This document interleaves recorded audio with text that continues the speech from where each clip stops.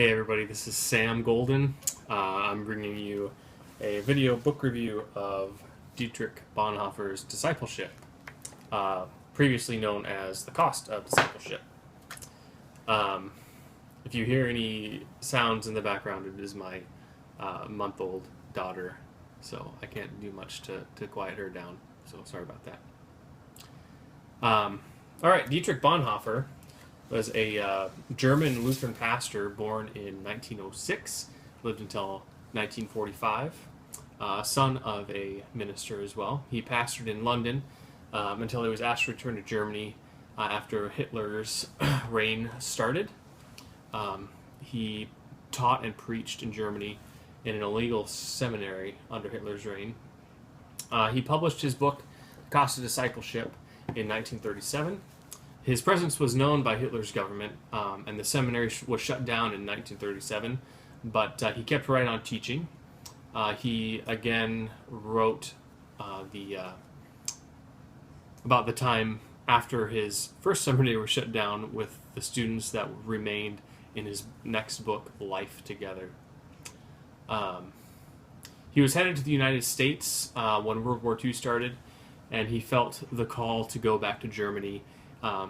He felt that the German people were about to have to make the decision between serving their government or serving God, and he felt the need to go back and help them through those trying times.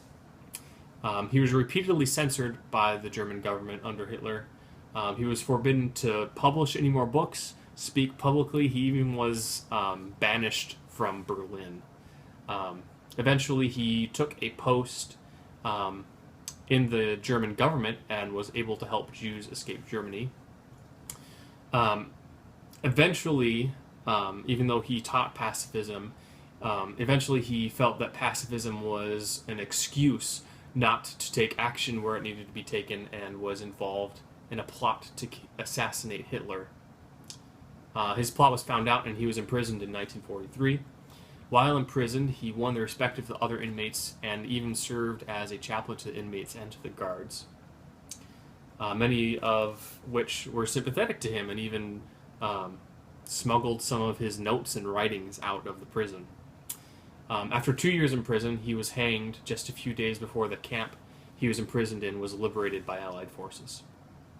The main ideas of this book, there are a lot of ideas in this book, and I can't begin to summarize this entire book in, what do I have, 10 minutes?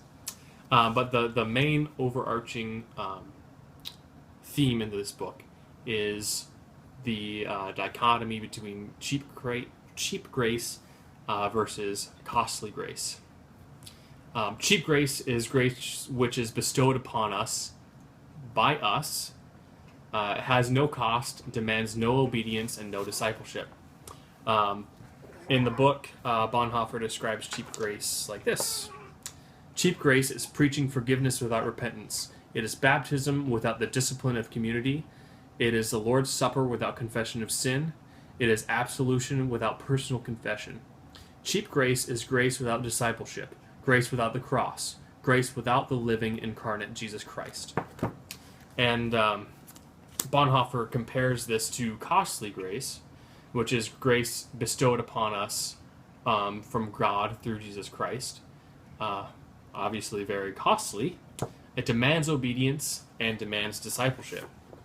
And Bonhoeffer describes it as such. Above all, grace is costly because it was costly to God, because it costs God the life of God's Son. You were bought with a price, and because nothing can be cheap to us which is costly to God. Above all, it is grace because the life of God's Son was not too costly for God to give in order to make us live. God did indeed give him up for us. Costly grace is the incarnation of God. So we see that the main difference is, a lot of the difference is the way that someone would view grace, whether it needs to come with a change of lifestyle or not. The rest of the book's argument is based around the ramifications of choosing costly grace over cheap grace. and the importance of discipleship and obedience that comes along with choosing costly grace. And he does this mainly through an exegesis of the Sermon on the Mount, which comprises a bulk of the book. One of the big problems in the book is not really in the theology, but in the way that Bonhoeffer later acts. Based on Bonhoeffer's own arguments, Christians should staunchly adhere to pacifism, and it seems to be a key part of the life that Bonhoeffer is describing. In part of his exegesis on the Sermon on the Mount, he quotes Matthew 5:38 through 42. "You have heard that it was said, an eye for an eye, a tooth for a tooth. But I say to you, do not resist an evildoer. But if anyone strikes you on the right cheek, turn the other also. And if anyone wants to sue you and take your coat, give your cloak as well. If anyone forces you to go 1 mile, and also go the second mile, Give to everyone who begs from you, and do not refuse anyone who wants to borrow from you." That's Matthew 5:38 to 42. And part of his exegesis on this passage, Bonhoeffer says this: "For the community of disciples, which makes no national or legal claims for itself, retribution means patiently bearing the blow, so that evil is not added to evil. That is the only way community can be established or preserved." So later in Bonhoeffer's life, we see him part of a plot to assassinate Hitler, which could be seen as adding evil to evil.